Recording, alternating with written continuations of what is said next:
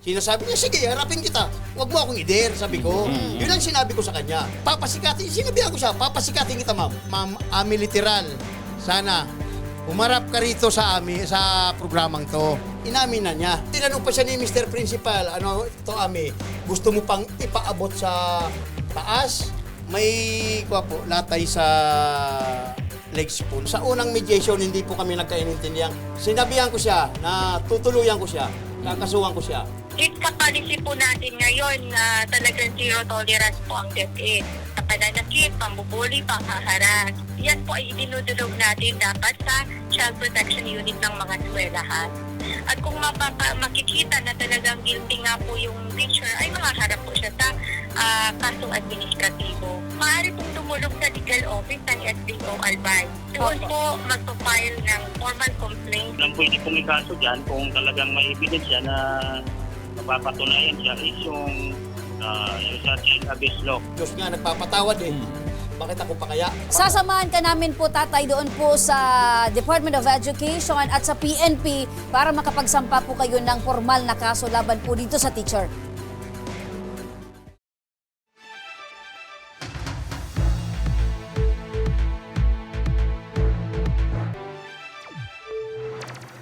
Magandang hapon po, Tatay Renan. Magandang hapon naman po, sir. Opo, kumusta po yung anak nyo sa ngayon? Actually, sir, kaninang umaga, bali ayaw siya nang pumasok. Kasama ko po dapat siya ngayon. Pinilit ko lang po siya ngayong pumasok dahil sabi ko baka mapag-iwanan siya ng klase niyang kuha. Ngayon sabi ko, pumasok ka, pinilit ko po. Dapat kasama ko po siya ngayon. Okay. Actually, sir, ako naman yung pumunta ako rito para ireklamo po yung isang teacher po sa UAS North Central School na si Ami Literal. Okay, maaari nyo bang ikwento sa amin? Ano ho ba yung nangyari Actually, kasi? sir, bali, nung time na October 20, 11:25, sinundo ko po yung anak ko, uwian ng tanghali. Time na yun, nung sinundo ko siya, pag-uwi sa bahay, mga 12:15, hinatid ko na po uli siya doon sa school. Nung hinatid ko po siya sa school, sabi ko, matutulog muna ako. Actually, sir, bali, nakakaidlip na siguro akong 30 minutes, 12:45, dumating yung anak ko. Actually po, misis ko ang nakasumalubong sa anak ko. Sakay ng tricycle yung anak ko. Na umiiyak. Ako, naalimpungatan ako, na tinanong ng misis ko kung bakit, ginising ako ng asawa ko. Sinalin na umiiyak. Ang anak ko po, pangalan Renalyn. Sabi ko, bakit ka umiiyak? Pinalo raw po siya ni ma'am. Actually, sir, nung time na yon, dumiretso po ako, isinakay ko siya sa motor, nagbihis ako ng damit, isinakay ko siya sa motor, dumiretso po ako sa police station. Ang nakakuha po sa akin doon si Madam Rabalo. Di ko, sir, makakuha si Ma'am Rabalo sa WCPD ng police station, ng UWAS. Ngayon po, ang ginawa pero hindi ko pa, sir, nakikita yung pasanong anak ko. Nakita ko na siya po nung ando na po sa police station. Ipinakita ko kay ma'am doon sa policewoman. Ang ginawa po ng policewoman, in-entertain naman po ako, tapos ibinalik po kami doon sa school principal. Wala nga po yung school principal. Ang nagkuha po sa akin doon si Ma'am Gina Bartolata. Siguro mga 15 minutes dumating na ang principal na si Sir Miss Arcel Salting. Nung dumating po, yun, hindi ko po kinumpronta si Ma'am Literal yung nanakit sa anak ko. Doon po ako sa guidance dinala ni Ma'am nung policewoman po. Okay. Ano pong na-discover nyo doon? Anong nalaman nyo? Bakit ba pinalo or bakit umiiyak yung Actually, anak sir, nyo? ang kwento ng anak ko, naglalaro po, siyempre bata, malikot. Parang yung pintuan, isang signed marker niya, yung pangalan ni Ma'am Ami Literal na marker, nalaglag nung anak ko, natamaan yung pintuan. So, ibig sabihin, dahil doon sa bumagsak yung nameplate ng teacher, kaya pinalo yung bata? Opo. Okay. Tapos raw po, sir, bali, naapakan pa po nung anak ko yung paa ni Ma'am Ami Literal, humingi rin po ng sorry yung anak ko. Marami ho bang nakakita or nakasaksi nung pinalo ng teacher yung anak nyo? Actually, sir, ang may nakakita rin po, siyempre, ngayon, sir, parang minamaniobra na ng teacher ang mga bata para magkaroon siya ng kakampi para makalusot siya sa ginagawa kong reklamo ngayon dito sa ora mismo sa Tabang Moora mismo. Ulitin lang po natin, ano pong pangalan ng teacher? Ami literal po. Military. Siya mismo yung teacher ng anak nyo? Opo, sir. Class advisor? Opo. Okay. Ito po yung unang beses ba na yung anak ninyo ay napalo ng teacher? Opo, sir. Pero hindi lang po, sir, ang anak ko ang biktima niyan. Meron pa po isang PWD. Actually, di ko makuha, sir, kung 2 years na nakaraan o 3 years. Takot lang ang magulang. Sa paniniwala mo, itong si teacher may istorya talaga ng pananakit, Yes, sir. partner. Opo. Sir, nababanggit nyo na nung umuwi yung anak nyo, diretso kayo nagpunta sa police station at pagkatapos nun ay diretso kayo nagpunta sa school. Opo. Opo. Nakausap nyo na po ba itong teacher na may gawa po dito sa inyong anak? Ay, hindi po, ma'am. Bali, ang unang pagpunta namin noong October 20, hindi ko po siya hinarap. Kasi para baka magkaroon kami ng hindi pagkaunawaan, doon po ako sa protocol na dumiretso ako sa police station. Yung police station naman, pumunta po, ibinalik kami doon sa principal. Opo. So binalik po kayo sa principal. Ano po yung naging tugon ni principal po dito Gagawa sa raw po inyong ng concern? Gagawa raw po siya ng investigasyon. Unang mediation po namin, ma'am, October 20. October 24. Bale, first mediation.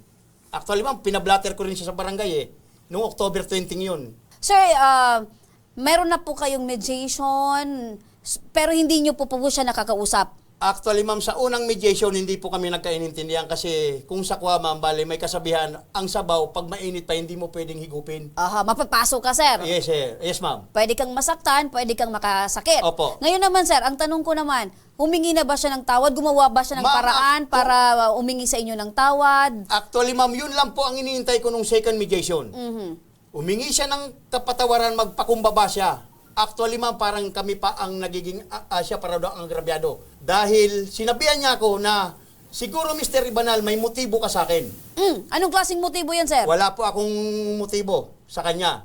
Ang pinapaabot ko sa kanya, wala ako maski anong motibo sa kanya. Ang gusto ko lang, wag siyang tularan, wag siyang manakit ng mga estudyante, wag nang masundan pa. Oo. Kaya ko po siya irinireklamo para gusto kong makarating sa taas para magkaroon siya mabigyan siya ng disciplinary action. Ito po ba, sir, naguro na ito ay dating na nyo pong kakilala or may galit po ba kayo sa kanya? May personal po ba kayong agenda or wala naman? Wala naman po, ma'am. Actually, ma'am, ang Was North Central School, magulang ko pa. Magulang ko, kapatid ko kami, mga anak kong panganay, dyan po nagtapos.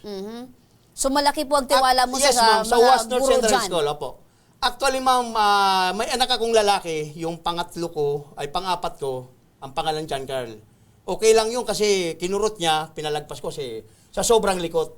Pero yung anak kong gating-ting na lang ang katawan, hindi ko na pwedeng palagpasin. At saka ayoko na, sir, na matulad pa sa ibang estudyante. Aha. Nababanggit nyo, sir, na meron pang isang estudyante na parang nasaktan din itong teacher Yes, na ito. ma'am, isang PWD po. So, ibig sabihin Actually, ba, ma'am, sir? almost 2 years to 3 years. So, ibig sabihin ba, sir, sa pagkakakilala nyo po, ito talagang teacher ay talagang namamalo or talagang ibang paraan po ang ginagawang pagdidisiplina sa kanilang mga Yes, estudyante? ma'am. Actually, ma'am, 3 pa nga yan eh. Hindi ko lang malaman kung yung isa gusto rin ko. Kasi yung isa, ma'am, Masigit ko lang, partner. Paano nyo naman nalaman na may sinaktan pang PWD? Meron ba kayong personal na knowledge Information, oo. dito sa pananakit actually, pang ito? sir, sa isang O kwento lang? Sa researcher niyo po, bali nakausap na yata ni ma'am yung isang biktima nitong teacher na to. Kahapon yata po, tinawagan po. Oo. Madiinan ko lang, sir. Ito bang anak nyo ay talagang pinilit nyo na lang na pumasok ngayong araw sa Yes, school? ma'am. At ayaw nyo na talaga sanang pumasok Opo, pa? ma'am. Bali, gusto ko po talagang i-transfer na to from Calamba. At maitanong ko lang po, pinalo kasi ang term, partner eh. Oh, Ano pinalo, bang partner. ginamit na Ma'am pampalo? Kamay Actually, nasa akin, ma'am, yung dokumento. Nasaan dito po yung dokumento sa opisina niyo po, kinuha na po ng Xerox. Andiyan rin po sa bag ko. So kamay ang ginamit? Opo, may latay sa legs po ng anak ko. Yan, partner. Ayan Nakikita po. natin sa screen. So, meron talagang... Medyo malakas. At saka, sir, kung dampi lang yan, hindi ko siya reklamo. Kung hindi siya nagkaroon ng ganyan. Oo. May Hindi ko ebidensya. May partner, may lata. Ayan. Oo. May latay sa Oo, Tagalog. sa Tagalog, latay. At saka hindi magkakaroon ng latay, partner, kung mahina.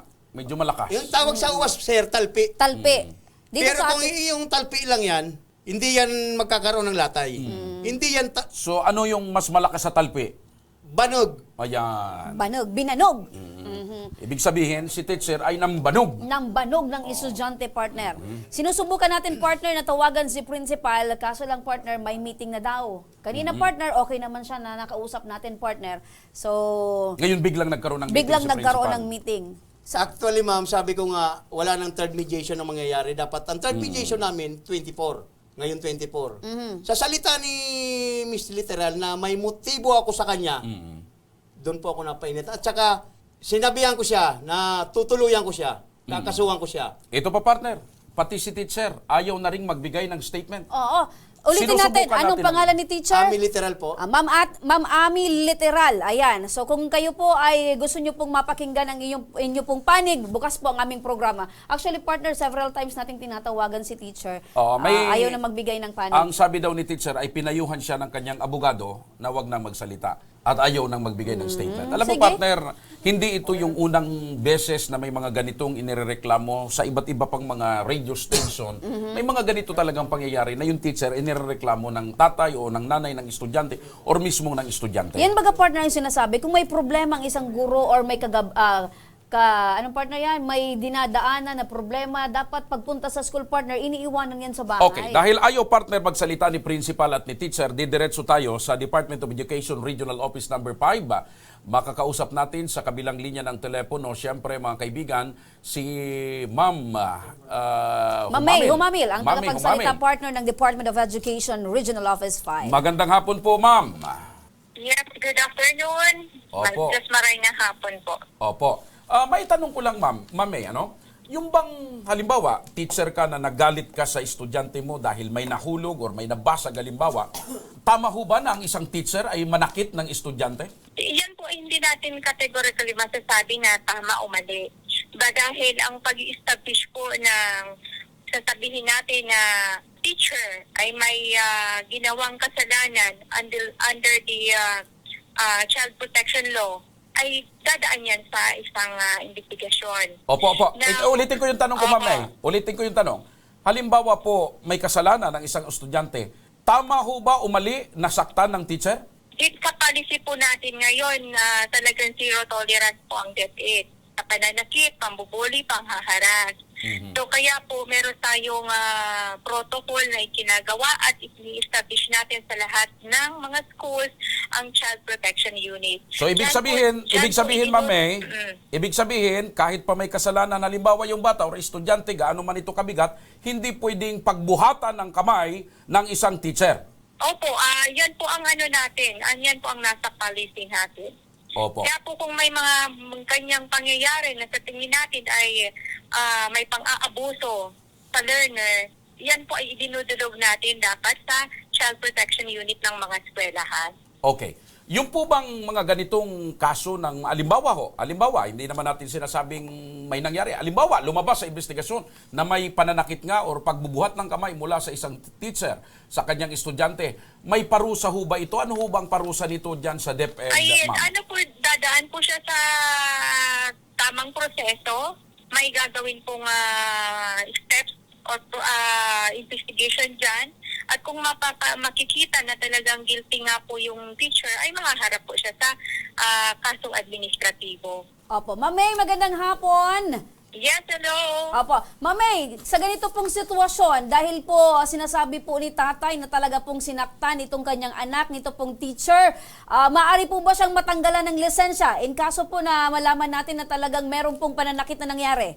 Kung lumabas po sa investigasyon na guilty at nakita na talagang meron naman talaga sapat na batayan at ebidensya na si teacher ay dapat maparusahan or kano man ang desisyon ng ating legal na procedures, yun po ang ibibigay sa guilty party. Opo. Yun po. Kaya ang kailangan lang po kasi dito ay idudulog ito sa Child Protection Unit ng eskwelahan at sila po talaga ang magkakandak ng investigasyon at kung ano pang mga dapat na gagawin Opo. Para Ma'am May, po, eto pong si kasong dinudulog. tatay ay dinaan po sa tamang proseso, sa tamang protocol, dinaan po kay principal. Pero hanggang sa ngayon po, wala pa pong aksyon na ginagawa ito pong school principal. Meron na po bang nagkausap na po ba? Itinatawag na po ba ng Child Protection Committee ng eskwelahan ang dalawang parties? Actually, At ma'am, ma'am, nakapag-file na din po ba ng complaint Is- ang aggrieved party? Ma'am, excuse me po. Ma'am, ako po yung tatay nung biktima, si Renan Ribanal po. Actually, ma'am, first mediation po namin, October 20. Hindi po kami nagkasundo. Pangalawa po, nung 11. November 11. November 11, 8:30 a.m. Ang kaya ko po siya, ma'am, idinulog dito sa tabang mo ora mismo kasi kami pa ang nagiging Masama. agrabyado. Ganito, Parang kami pa ang maging masama dahil yung anak ko raw, minura yung teacher. Naririnig ko yung kinikwento niya. Ang pinakamaganda po, kagaya din po ito yung sinasabi ko kanina na advice. Ang pinakamaganda pong gawin kung hindi po kayo nagkakaayos, hindi kayo hindi na dadaan sa hindi na naayos ang gusto sa school level, maaari pong dumulog sa legal office ng SDO Albay. Doon Opo. po magpa-file ng formal complaint ang ating parent. Ayun, sa legal Opo, office. ang gagawin Opo. natin. Ma'am May, nababanggit niyo po yung mga maaaring gawin po ni tatay na para po itong kaso ay maidiretso. Ano naman po yung pwedeng gawin po ng Department of Education para po sa kasong ito? Once po yan, ma'am, na i-forward na yung formal complaint niya sa SDO legal office. Kung ayaw niya sa SDO Albay, dito sa regional office, pwede naman. Kaya lang po kung dito sa amin, ibababa lang din po, i-refer lang din po yan sa SDO Albay. Meron po tayong legal office dyan.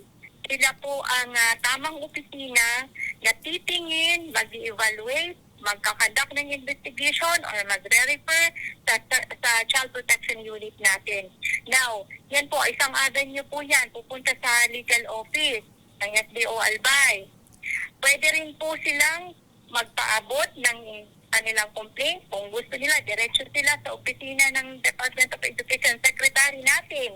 Meron po tayong nakapost na mga Child Protection Unit hotlines. O yan po ang isa po dyan, ay direkta po yan sa opisina mismo ni VP Secretary Sara Duterte. So yun po ang ating mga avenue. Ma'am May, maraming salamat. Ito po ba, Ma'am May, maaasahan po ba namin na ito pong reklamo ni Sir ay tutugunan po natin ng pansin? Gaya po, ma'am, ng sabi ko, zero tolerance po ang DepEd sa mga ganyan po na mga cases na involve ang mga pananakit, harassment, bullying sa mga learners natin. Kailangan lang po talaga siyang idulog sa tamang opisina at sa tamang mga authorities sa Department of Education upang matugunan ng tama. Opo. Okay. So maraming salamat po, Ma'am May Humamil, ang tagapagsalita ng Department of Education Regional Office 5. Alam mo, partner. Okay, ma'am. Okay, thank you, ma'am. Ano? Alam mo, partner, naiintindihan ko itong kalagayan ni Mr. Ribanal. Sa isang eskwelahan kasi, kapag ang teacher ang nireklamo mo, ito hindi naman natin sinasabing nangyayari sa lahat ng pagkakataon. Hindi naman sa pangkahalata ng mga teacher, Pero partner. usually, nagkakaroon talaga kung minsan ng kampihan yung principal sa ka-teacher. Siyempre, partner, Oo. dahil pangalan ng eskwelahan ang Ang maapektuhan. Yan. Kaya nga, ngayon, binibigyan sana natin ng pagkakataon si teacher na makapagsalita at marinig natin yung panig niya. Ang problema, ayaw magsalita ni teacher. Oo, paano natin malalaman, partner, Gusto yung sana side natin niya? malaman kung totoo bang si teacher ay parabanog. Dalawang bagay lang yan, partner. Pag ikaw ayaw mo magsalita, maaari, partner, na may kasalanan ka or may ginawa kang mali. Or maaring may ninenervyos ka dahil may itinatago ka. Correct. May ginawa ka talaga. Yan. Ganun din si principal. Kanina, klarado yung usapan na makakausap natin. Ngunit biglang nagkaroon ng meeting si principal. Si principal partner hindi rin marunong tumupad sa usapan. Alam mo, may commitment ka na sa ganitong oras ay kakapanayamin ka. Umuo ka na. Correct. Dapat, partner, kung alam mo meron ka pala na alanganin ka, partner, sa binagay sa yung Hindi, oras. nauna. Dapat magsabi ka. Hindi Nauna, ako pwede. partner. Nauna yung commitment ni principal dito na makakapanayam natin siya. Si principal pala, partner. Wala rin isang salita. Isang salita, partner. Bigla rin umayaw si principal. Eto na, partner. Tingnan na naman natin ngayon, partner, yung legal side. Alamin natin, partner, yung legal side. Nasa linya ng ating telepono si Police Staff Sergeant Romy Regalario ng Investigation Unit. Magandang hapon po, Police Staff Sergeant Regalario. Magandang hapon. Yes, ma'am. Good afternoon po. Pati Apo. sa ating mga taga-panood at taga-pangit. Apo, Police Sergeant, alam na natin po yung istorya ni Tatay. Ito pong nirereklamo niya. Ano po ang maaari nating maisampang kaso ni Tatay Renan laban dito po sa pananakit ni teacher sa kanyang anak? Actually, ma'am, ang mga ganyang kaso is ang nag-cater niyan ay ang tinatawag nating WCPD or the Women and Children Protection Desk ng PNP. Ano po? Sa mga minor na biktima. Ayun, ang pwede pong ikaso dyan kung talagang may ebidensya na mapapatunayan siya is yung RA, yung sa Child Abuse Law. Opo. 71, ano? Opo. So kung hindi po magkakasundo ito si Mr. Ribanal at saka yung teacher, Sir Staff Sergeant, pwede ba natin itong tulungan o i-assist si Mr. Ribanal Opo. na makapag-file Opo. ng formal na kaso? Opo. Bukas naman po ang aming impilan palagi. Okay. Okay. So maliwanag po yan. Samahan na lang po namin, Police Sergeant, ito pong si Tatay dyan po sa inyong investigation unit dyan po sa UAS Municipal Police Station. Maraming salamat po, Staff Sergeant Opo, Romy opo, Regalario. opo. Okay. Ayan, Tatay Renan. Balikan natin si Mr. Ribanal. Napakinggan natin, Tatay Renan, ito pong sinabi ng DepEd na hindi sila nagtotolerate ng ganitong mga pag-uugali or ganitong actuation ng isang guro. May tanong lang ako, partner. Kung halimbawa, kung sakaling humingi ng tawad sa iyo yung teacher na nanakit sa iyong anak, mapapatawad mo ba? Ako naman, sir, nung second mediation, yun lang naman po ang inihintay ko eh. Yung Humingi humingi siya ng sorry at sa aming tawad. mag-ama. Halimbawa ho, pagkatapos nitong panayam natin, Actually, halimbawa bukas, nakapag-isip-isip po ako, hindi lang yung anak ko, meron pa siyang biktima. Pag pinatawad mo na naman to, sir, mauulit naman sa iba. baka ulitin naman sa iba. Ayo. So ang gusto niyo po, sir, ay mabigyan ng leksyon. Sa akin, sir, nung second mediation, kung siya humingi, hindi na siya nagmataas pa sa amin, walang problema sa akin kasi Diyos nga nagpapatawad eh. Bakit ako pa kaya? Yun lang naman po eh. Sinasabi niya, sige, harapin kita. So parang pinoprovoke ka pa. Sabi ko, sige ma'am, wag mo akong i-dare, sabi ko. Yun ang sinabi ko sa kanya. O sabi ko, papasikatin, sinabihan ko siya, papasikatin kita ma'am. Yun ang sinabi ko sa kanya. So maaaring ngayon, sikat na. Ayoko si maging teacher. sikat partner sa ganong Paraan. partner. Oo. Pero sinusubukan pa rin nating tawagan si teacher at saka si principal dahil nga itong aming palatuntunan ay binibigyan ng pagkakataon yung magkakabilang panig, yung inireklamo, yung nagrereklamo, nang sa ganun ay marinig yung kanilang side. Eh kaso, yun nga partner, ayaw na magsalita. Alam mo partner, ang taong ayaw, marami yung dahilan. 'Di ba partner? Pero kung gusto mo talagang malinawan at maayos itong inyong problema, dapat po ay sumagot kayo sa aming tawag. Ito lang ang sasabihin ko kay Ma'am Principal. Ma'am, kay Mr. Principal. Mr. Principal, baka pati ikaw madamay rito kung mapatunayang hindi mo ginagawa ng karampatang aksyon at kinukubiran mo. Oo, Ayaw ko mag-isip ng ganon. Correct. Pero partner, parang binibigyan tayo ng benefit of a doubt kung ganyan partner eh. Ito namang si teacher, dahil ayaw mo magsalita teacher, binibigyan ka namin ng pagkakataong makapagpaliwanag. Aba, anong ibig mong sabihin teacher? Totoo ba talaga na binanog mo itong bata? Totoo ba na maliban dito mayroon ka pang ibang sinaktan? Yan sana yung mga tanong na nais naming maitanong sa iyo. Totoo ba na medyo magaan ang kamay mo sa pananakit sa mga estudyante? Ano naman mapapala partner ng isang teacher na magaan yung kamay para manakit ng bata? At saka, kung siguro wala ka namang nasaktan, malamang wala ding magrereklamo. True. Actually, sir, sabi niya nung time na yon nung second mediation, hindi, ang kinuha niya sa akin, inamin na niya. Inamin niya na sinaktan yung anak mo. Opo. Pero Yung bang ipag-amin, recorded? wala po siyang, hindi po siya umingi sa amin ng sorry, pasensya. Oo. Kasi tinanong pa siya ni Mr. Principal, to Ami, gusto mo pang ipaabot sa taas, sa district, yun po. So tinanong naman pala ni Sir may action Principal. naman pala partner na ginagawa si Mr. Principal. Mr. Principal. Meron naman pala. Ngayon lang si Mr. Principal ayaw magsalita. Actually, sir, ang kinuha ko naman dito, ayoko nang ipamaris. Wala akong sinasabi niya ang motibo. Wala akong motibo sa kanya. Gusto mo lang talaga mabigyan Wala ng akong leksyon. motibo sa Okay. Kung nakikinig ngayon si teacher, ano ang gusto mong sabihin sa kanya? Ma'am Ami Literal, sana umarap ka rito sa programang to.